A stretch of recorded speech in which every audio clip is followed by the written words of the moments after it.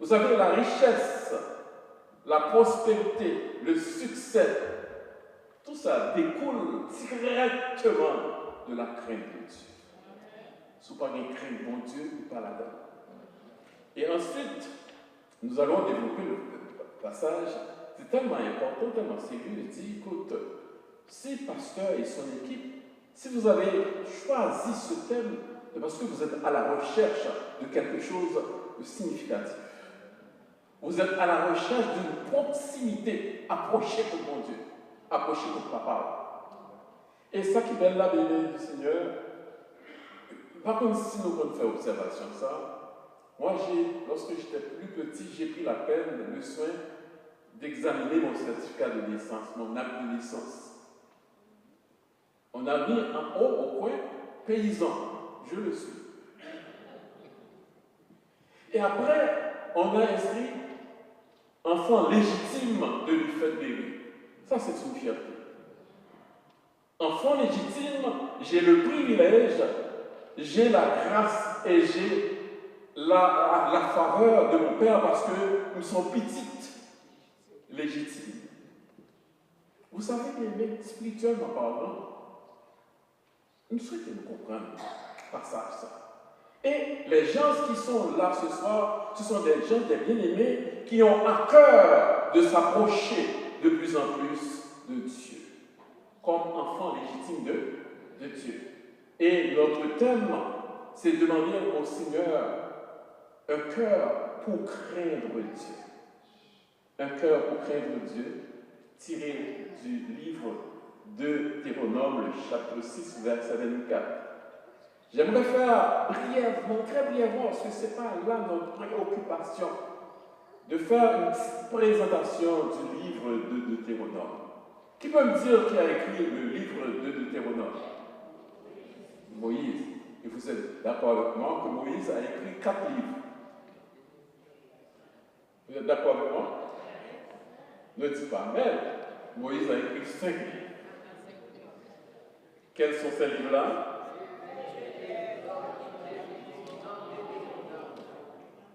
Pasteur Alphonse va vous donner la note que vous mettez. Right. Et on nous dit le 5, notre texte, on vient de notre thème pour cette fin de semaine, nous allons explorer le 5e livre de Moïse. Alors, on a fait passer ces livres-là sous la rédaction sous Moïse, mais savez-vous que nous n'avons pas le mandat, ou bien nous n'avons pas passé le temps à explorer est-ce que c'est effectivement Moïse qui l'a écrit de sa main, ou aussi à quelle époque ça a été écrit. On n'est pas d'accord sur la datation de ce livre. Cependant, ce n'est pas là notre préoccupation. Et Moïse, lorsqu'il a prononcé les paroles, les discours, les textes que nous trouvons dans le livre de Deutéronome, c'est que les enfants d'Israël étaient dans le désert, juste à l'extérieur de la terre promise. Dieu t'a révélé à Moïse les lois, les ordonnances, comme nous soutenons dans tout chapitre, nous ne allons pas les chapitres là, mais vous avez vu l'ampleur et l'importance de ce texte. Parce que, il dit Deutéronome, ça veut dire deuxième loi, c'est-à-dire c'est une reprise des lois qui ont été déjà données, que ce soit dans le livre de Exode, dans les livres de Lévitique, le livre des Nombres, des messages ont été donnés. Mais dans ce livre-là, Deutéronome, ce sont les derniers propos que Moïse adressa aux enfants d'Israël avant d'entrer dans la terre promise. Lorsque vous lirez le chapitre 1er et ainsi de suite, vous allez voir que c'était pendant la 40e année dans le désert. Donc, il était proche pour entrer dans la terre promise. Mais l'Éternel, Dieu te dit, Moïse, dit peuple là que arrangez-vous, pas entrer comme ça, parce que le désert était un terrain, un espace de préparation, de formation. Donc, des fois, le bon Dieu observe nos bénédictions pour vous. Il y a une période au passé, il y aurait des problèmes, il y aurait des périodes dans le désert, c'est pour recevoir les leçons du Seigneur. Les lois, les ordonnances du Seigneur. Et c'est ainsi que, dans ce discours, Moïse répète aux enfants d'Israël nombreuses lois, nombreux commandements qui font partie de l'alliance peuple-là avec bon Dieu. Bon Dieu fait une alliance avec peuple-là. Parce que l'Éternel Dieu t'a réclamé peuple ça comme son peuple. Elle t'a bien prendre soin pour te faire reconnaître, dans le verset 4 là, il dit Israël, reconnaître, admettre l'Éternel est le seul Dieu. Et il était prendre soin pour le dire en que, pas perdre ton droit à présenter à le prosterner devant d'autres dieux, parce que l'autre Dieu, ce sont des dieux faits des mains d'hommes, des idoles qui ont des yeux qui ne voient pas, qui ont des mains qui ne bougent pas, qui ont des pieds, etc., mais qui sont dysfonctionnels. Mais le Dieu d'Israël qui a fait les choses de la terre, mon Dieu que nous avons lui actif, lui puissant, lui présent, non seulement dans les siècles passés, mais aujourd'hui, il reste encore Dieu. Et il te dit, comme Israël, aussi longtemps que nous restions collés sous texte, collés, attachés, demeurés, c'est ainsi que Jésus te dit dans Jean chapitre 15, il te parlait de question de demeurer. Demeurer avec toute importance, avec toute grâce que le porter. Et c'est ainsi que si on était collé dans l'observance de ces lois, de ces consignes, on va bénir, on va enrichir, et on va arriver dans le pays que bon Dieu te promet à papa. Bien aimé dans le Seigneur de nos jours, en pile dans nous, surtout nous, notre peuple, pas petit trop fort, hein? Nous avons un diplôme dans l'art de bluffer. Nous avons un diplôme dans l'art de ne pas être sérieux. Nous avons besoin de bénédiction mondiale, mais nous faisons comme nous sommes capables de bluffer. L'Éternel a dit non, non. Dieu, il a dit, pas près les microscopes, ils ont un projecteur qu'il a identifié, quel que soit ça. Petit, moyen ou grand, toutes sont faits. Il est censé. Donc, si vous voulez entrer en possession de bénédictions que papa ou tes travail pour vous, qui sont faits pour développer une relation avec lui. Au cœur pour craindre. Notez bien, le Seigneur. Moïse leur a fait prendre conscience des conséquences de l'obéissance et de la désobéissance.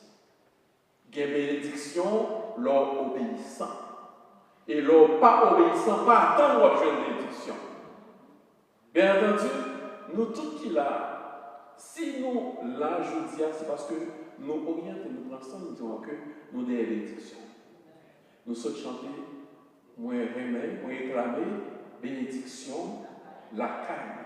Qui leur, pas pour plus tard, pas pour demain, Kounia. Est-ce qu'on entend bénédiction, mon Dieu?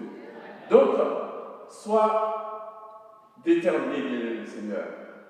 L'obéissance t'a sorti d'une bénédiction. La désobéissance, c'est le contraire. Nous ne sommes pas là pour nous analyser ou présenter le contraire parce que nous avons naviguer dans le sens de l'obéissance. Combien qui est d'accord avec moi? Nous avons naviguer dans la direction de l'obéissance parce qu'il y a bénédiction. Les chrétiens de nos jours, nous lisons, nous prenons le temps de lire le livre de Deutéronome. Et aussi, ce qui est important, les gens disent que vous êtes chrétien protestant, la religion du livre. Oui, c'est la religion du livre. Moi, j'aime lire la Bible. Pourquoi? Je tire les bénédictions et les grâces que le Seigneur avait promises à son peuple. Comment le peuple s'était arrangé pour entrer en possession des bénédictions de Dieu. Moi, je me suis dit, lorsque je lis les livres de Moïse, les livres historiques, les livres prophétiques, je commence la lecture du Nouveau Testament, je vois la main de Dieu, palpable, présent, un Dieu présent. Un Dieu, même s'il est transcendant, c'est-à-dire qu'il est loin de nous, mais il est immanent, il est tout près de nous. Et il est là pour nous accueillir, Donc je dis, oui, je sers le Dieu, oui, il est mentionné dans le livre, mais mon expérience avec mon Dieu, c'est toute fausse. Et vous en pensez bien, bien dans le Seigneur? Si tu n'as pas encore fait une expérience personnelle avec Dieu, je prie que Dieu te fasse faire cette expérience. Lorsqu'on fait une expérience personnelle avec mon Dieu, on connaît qui est mon Dieu. Lorsqu'on mon Dieu, on connaîtra mon Dieu, on prend des décisions pour servir mon Dieu. Un cœur pour craindre Dieu. Savez-vous ce que ça veut dire? Un cœur orienté, dévoué pour craindre Dieu. Voilà tout l'exercice que nous allons essayer de faire avec vous cette fin de semaine. Parce que nous allons aimer la prière, que mon Dieu permette d'atteindre ce sommet, cet idéal d'avoir un cœur pour aimer Dieu. Un cœur pour servir Dieu, un cœur pour craindre Dieu et un cœur pour être l'objet de bénédiction pour les autres. Tout comme lorsque Abraham avait reçu la bénédiction du Seigneur, Abraham avait reçu la parole du Seigneur à l'effet que toutes les nations seront bénies ou capables de sujet de bénédiction pour notre Dieu. Mais il faut commencer par faire quoi? Mettre en pratique la crainte de l'Éternel. Donc, en lisant le livre de Deutéronome, nous allons essayer de comprendre, nous allons découvrir toute l'importance de se rappeler des expériences spirituelles, personnelles avec Dieu, et ainsi, vous allez vous donner la discipline, le mot d'ordre pour servir le Seigneur avec respect, avec intensité et avec joie. De respecter la loi, respecter les alliances, les commandements de l'Éternel, afin de bénéficier des mêmes bénédictions que Dieu avait promises au peuple d'Israël. Êtes-vous prêts pour recevoir une bénédiction? La consigne est claire. Votre thème, un cœur pour craindre Dieu. Les 6 premiers versets sont importants. Mais comme j'avais dit au départ, le 4e verset, écoute Israël, l'Éternel, notre Dieu, est le seul éternel. Donc, du thème que vous avez choisi, un cœur pour craindre Dieu, j'ai développé des sous-thèmes à ce thème. Le premier sous-thème que nous allons voir ce soir, c'est Seigneur, donne-moi un cœur pour craindre ton nom, afin que je marche dans tes voies tous les jours de ma vie. Seigneur, dans mon cœur, pour me capable de craindre. Pour qui ça? Pour me capable de marcher chaque jour dans la voie qu'on dressée devant Dieu tous les jours de ma vie. Il y a des gens qui servent le Seigneur par rapport à une situation X, une situation ponctuelle.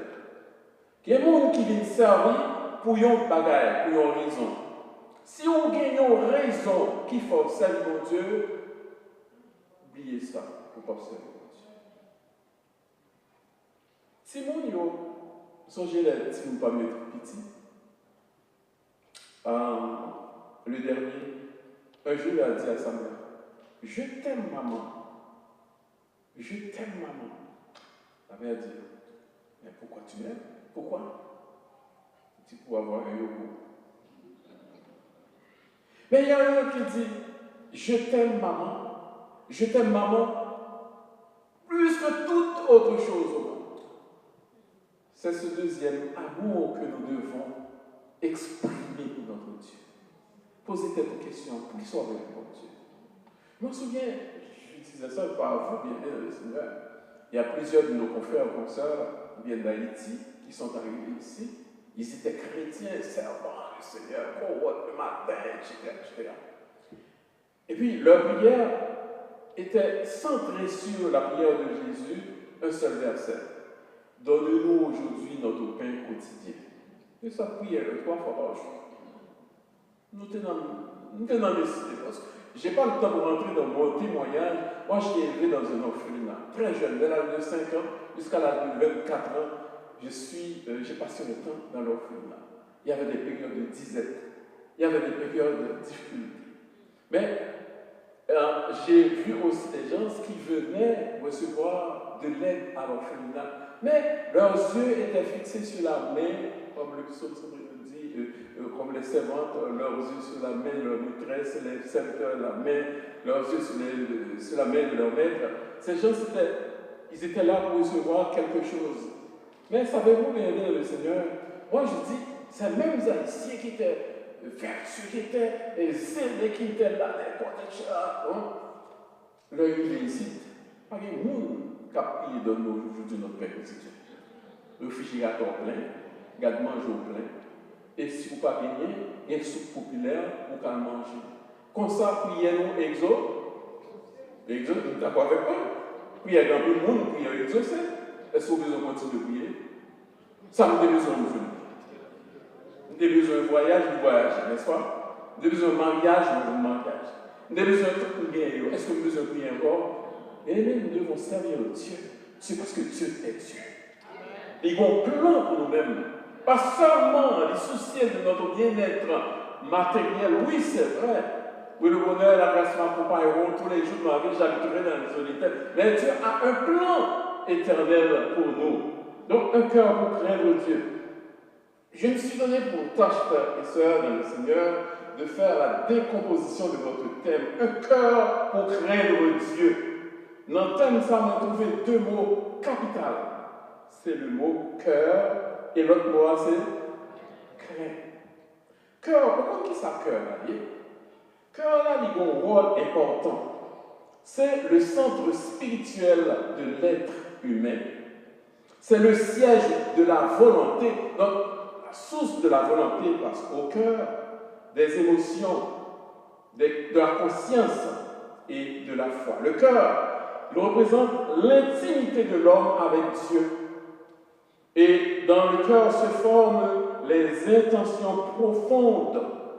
C'est la raison pour laquelle, lorsque nous lisons dans 1 Samuel chapitre 16, verset 7, les hommes regardent à ce qui frappe les yeux, mais l'Éternel, il garde dans le cœur. Lui, ouais, à l'intérieur. Nous-mêmes, nous, dehors, nous admirons, nous apprécions l'extérieur, mais le Seigneur, il ne tient pas compte de ce qui se passe à l'extérieur, parce que l'extérieur est régi, est conditionné par ce qui se passe à l'intérieur. L'action se forme à l'intérieur, mais à sa répercussion vers l'extérieur. Bien aimé dans le Seigneur, Dieu regarde le cœur. Et il doit être purifié, c'est ce que le psaume 51, le verset 12 nous dit. Et aussi ce cœur, du cœur viennent les pensées mauvaises. Selon Matthieu 15, verset 19. Jésus appelle à ses disciples et à nous, éventuellement, de l'aimer de tout notre cœur. Et Dieu promet aussi à ses enfants, selon Ézéchiel chapitre 36, verset 26, un cœur nouveau. Et nous allons chanter ça dans le cœur des chants d'espérance. Je veux un cœur nouveau, le baptême de feu, de foi, de charité. Le prophète Jérémie nous dit dans le chapitre 32e, le verset 39-40, je leur donnerai un même cœur et une même conduite, afin qu'ils me craignent toujours pour leur bien et celui de leurs enfants après eux. Je conclurai avec eux une alliance éternelle. Je ne me détournerai plus d'eux. Je leur mettrai dans le cœur la crainte de l'Éternel, la crainte de moi, afin qu'ils ne s'éloignent point de moi. Se souvient? Dieu est un Dieu qui cherche quelqu'un. Dieu cherche l'homme. Depuis dans le jardin d'Éden, Dieu voulait la proximité, la rencontre de l'homme. Dieu a fait une préparation, a fait un chemin. Et Dieu a toujours encore ce même cœur Dieu veut nous rapprocher de lui. Dieu veut bâtir ou bien maintenir, bien établir une relation entre vous et lui, entre nous et lui, parce qu'il est notre Père. Donc la crainte de Dieu, bien-aimé le Seigneur, doit être inscrite dans le cœur comme fruit de la fidélité divine. Et ce n'est pas, pour ainsi dire, bien-aimé le Seigneur, une crainte servile, mais une crainte pour capable servir Dieu comme étant ton Père. Approche-toi de Dieu. Et il s'approchera d'eux. Approche-toi de Dieu. Deuxièmement, nous jouons le mot, le verbe craindre, mais du verbe craindre, nous tirons le mot crainte, la crainte de Dieu. À travers toute la Bible, la crainte de Dieu est présentée non pas comme une terreur paralysante, mais cependant comme une attitude de profond respect, d'intimité, de proximité, de révérence et d'obéissance envers mon Dieu. Lors d'un cœur ça, bon Dieu, ouais, ou sincère, ou sérieux, bon Dieu dit, puisqu'on remène, puisqu'on craint non, il va bénir. Il va faire une affaire. Il va accompagner. Donc, avoir un cœur pour craindre Dieu, ça ne suffit pas de vivre dans la peur, sachant que Dieu est puissant, tout puissant, etc. Il peut. Non, bon Dieu, pas fort peur, mais l'a attiré à lui-même. D'abord, un cœur va envelopper de dispositions intérieures et non pas quelqu'un qui va te dire, ok, viens servir le Seigneur avec moi. Pas que tes monde, écoute, à force au Seigneur mon Dieu. Soit ouais, oui, mais en période où c'est le monde qui a force au Seigneur mon Dieu, à fort parler. Et puis, l'homme sincère, servir mon Dieu avec cœur, à n'importe quel moment ou dans une situation, nos besoins, qui ça peut Dieu faire? Quand on tourne vers lui, les regards, on est arrivé dans les choses. Et l'usage ne se couvre pas de honte. Donc, c'est développer une relation avec Dieu, une amitié sincère qui fait que nous comprenons que Dieu est un Dieu saint. Et pour ça, il nous dans toute conduite, dans pensée, dans parole. Il y a une fois de bien dans le Seigneur, nous sommes chrétiens, nous servons le Seigneur lorsque les gens nous regardent. Oh, c'est pasteur là, il m'a montré que. Oh, c'est madame pasteur. Oh, c'est diacre. Donc, on va servir mon Dieu parce que Dieu s'ouvre. Nous protestants dimanche matin. Pas vrai? Ce n'est pas seulement dimanche qui vient. Les autres jours de la semaine, mon Dieu prend note. Donc soyons sérieux dans notre démarche. Soyons sérieux dans notre volonté. Soyons sérieux quand il s'agit de servir le Seigneur. Parce que Dieu est un Dieu juste, un Dieu saint, un Dieu miséricordieux. Il y a plusieurs versets qui nous expliquent la consistance du mot craindre Dieu.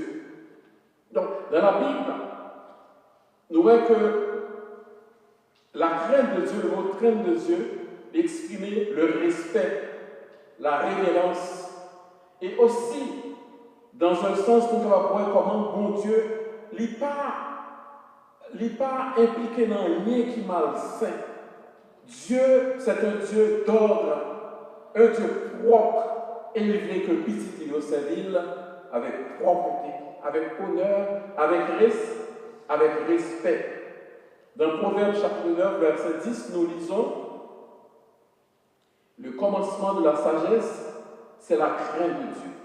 Ici, la crainte de Dieu est le point de départ de toute connaissance authentique. Elle est le moteur même d'une relation saine entre Dieu et l'homme, entre Dieu et l'être humain. Alors, bien-aimé dans le Seigneur, cœur, il doit être préparé, il doit être activé à la crainte de Dieu pour capable recevoir bénédiction. Comme je dis soudainement, c'est Seigneur, donne-moi un cœur pour craindre ton nom, afin que je marche dans tes voies tous les jours de ma vie. Un texte nous tiré des écrits de l'apôtre Paul, Tite, le chapitre 2, le verset 11 au verset 13. Je lis pour vous. Car la grâce de Dieu, source de salut pour tous les hommes, a été manifestée. Elle nous enseigne à renoncer à l'impureté, à l'impiété et au convoitisme mondain, et à vivre dans le siècle présent selon la sagesse, la justice et la piété, en attendant la bienheureuse espérance et la manifestation de la gloire de notre grand Dieu et Sauveur Jésus-Christ. Nous, les enfants du Seigneur, nous avons tous une chose en commun, un seul objectif, c'est de quoi? Voir mon Sauveur face à face. Combien nous t'arrivons face à Dieu? Face à face. Oh, bien-aimé dans le Seigneur. Quelle est une question? Son gens font une expérience à bon Dieu. On est sous terre, bon Dieu capable de sentir que le présent, qu'elle a avec vous. Nous sommes plus jeunes, nous toujours. Elle m'a prié, elle dit, mon Dieu, je veux que tu te manifestes, je veux que tu te révèles à moi, je veux sentir ta présence. On va prendre une autre expérience, il y a plusieurs autres, mais c'est juste une expérience personnelle. Je me souviens, à l'orphelinat, dans le dortoir, il y avait une allée en L. Il y a un grand espace, il y a un corridor, un couloir passer là. Mais on connaît Haïti, la plupart des fois, on ne va pas généraliser, mais pas l'écouter, on connaît. La plupart des fois, toutes grandes maisons, toutes grosses maisons, ils ont toujours dit que c'est des maisons hantées. Par contre, si vous comptez ça, peut-être pas côté, non pas avec ça. Même dépasser quasiment 3 grosses maisons, ils ont tous les 3 été hantées. Mais, qu'est-ce que la maison, hantée par hantée, le petit bon Dieu entré, et même Jean, bon Dieu te dit à Abraham, tout lieu que Pierre au foulé, il va où nous déhanter, frère. Donc, c'est ici qu'on même dormi comme ça. On sentit pendant la nuit qu'il y a une force, une présence qui longe le corridor. Elle qui est plus longue là, la plongée l'a passée. L'arrivée dans le coin, on était dans l'angle, la cabane, on était dans l'angle. L'arrivée côté, tout cheveux, c'est comme dressé. Parce que une force qui a passé. L'arrivée dans la deuxième phase, dans la deuxième aile là, tu as un servant du Seigneur qui était dormi dans le corridor, il manifestait. Couché. Il dit Seigneur, je ne comprends rien. Mes forces sont passées, les déséquilibres, mais Monsieur a manifesté. Non seulement il va demander, pourquoi ça passe? Il y a des prières faites dans le cœur. Il fait prière dans le cœur, parce que s'il fait à haute voix, il fait dans le cœur, il dit Seigneur, on va prouver au présent ou là. Si c'est vous-même qui t'est passé dans le corridor, comme tout cheveux t'est dressé, servant l'a manifesté, si c'est vous-même, mandons un signe, écoutez bien, avant la journée a fini, que gros orteil, pied droit, moins cassé.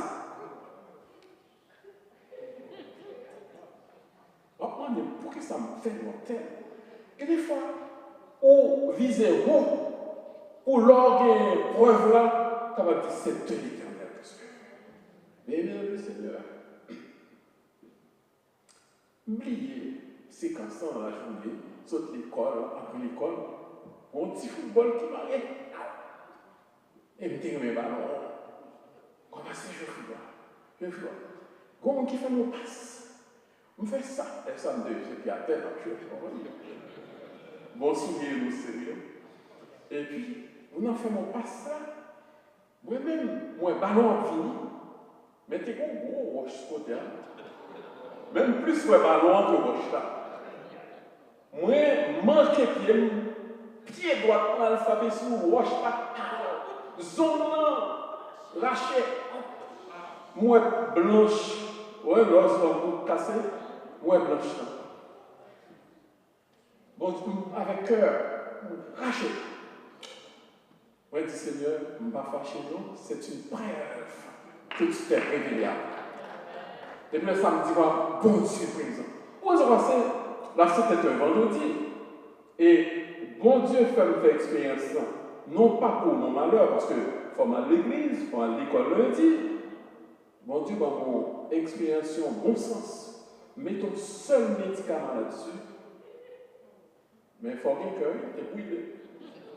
Dimanche, je vais étudier à l'église, lundi, je vais étudier à l'école.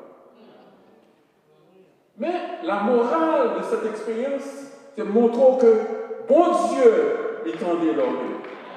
Il en leur prière. Si vous avez besoin de proximité à bon Dieu, ou chercher à marcher dans la sainteté, bon Dieu a fort goût des présences. Et lorsqu'il goût des présences, moun pas bindo qui est bon Dieu. Ou comme bon Dieu, ou marcher avec bon Dieu. Bon Dieu tendait, lui parler et lui honorer. C'est ça que je veux faire, le Seigneur. Il faut nous sérieux dans la démarche. Pas servir bon Dieu pour faire un work qu'on a fait bon Dieu. Ce n'est pas payant. Ce n'est pas intéressant. Ce n'est pas bénéfique. Parce que lors d'une situation de détresse, quand on a besoin de bon Dieu, on n'a pas besoin de monde pour donner les pauvres.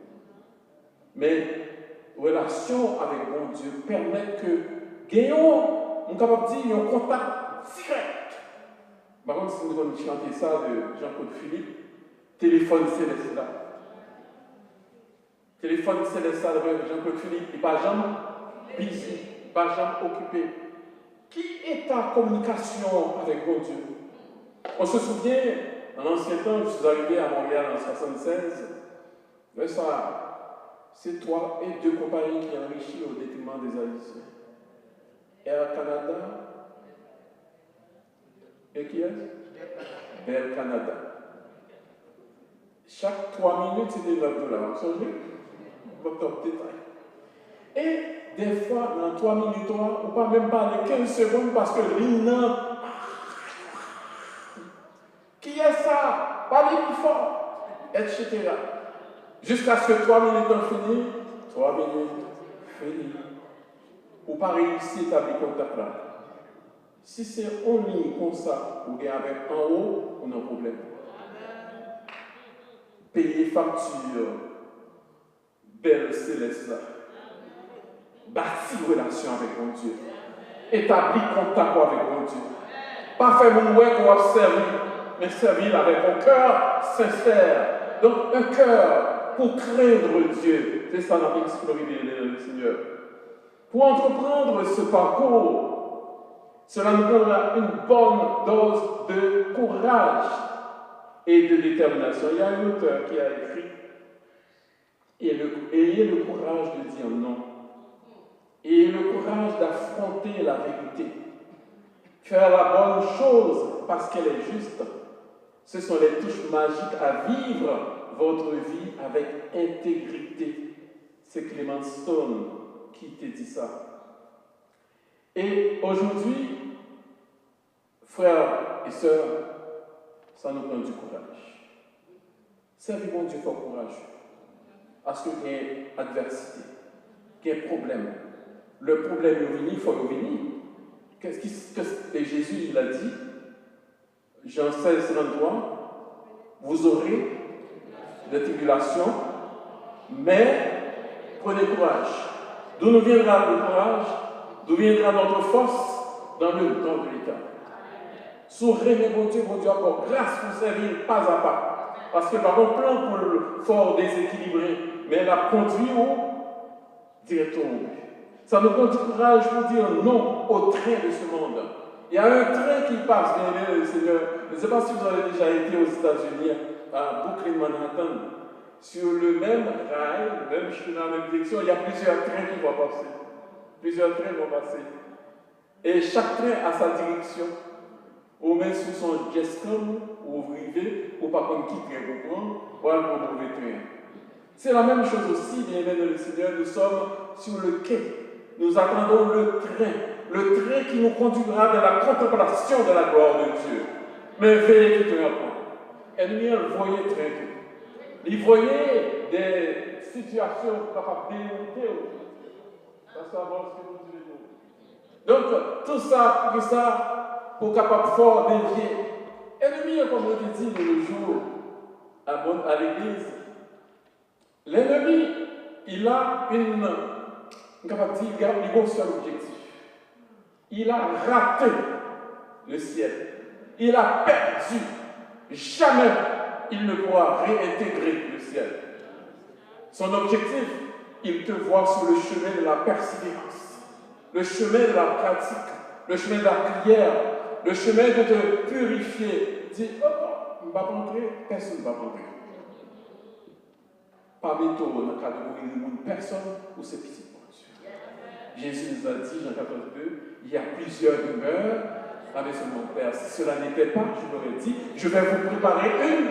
Si mon Seigneur a été me préparer une place, je dois me préparer aussi pour entrer en possession de cette demeure. Est-ce que d'accord avec moi? On fait effort, bien aimé. On fait effort, malgré difficultés, maladies, tribulations, pénuries, manque, faisons l'effort. Parce qu'il y a plus à gagner dans la gloire éternelle que tout ça nous est sous la terre. Tout bagage passé. L'argent, la beauté, la santé, tout a passé. Mais ça va durer pour l'éternité. Aujourd'hui, ça nous donne du courage pour dire non au train de ce monde, dire non aux suggestions du monde, dire non aux intérêts du monde et de dire oui pour vivre dans l'intégrité. Vivre dans la fidélité. Par définition, l'intégrité de le Seigneur, l'état d'être intact, innocent, dans la chasteté, probité. C'est l'état d'une chose qui est demeurée intacte, qui a toutes ses parties à laquelle rien ne manque. Nous ne pouvons pas manquer un, rien. Donc c'est la probité. Nous avons dit honnêteté de nos jours.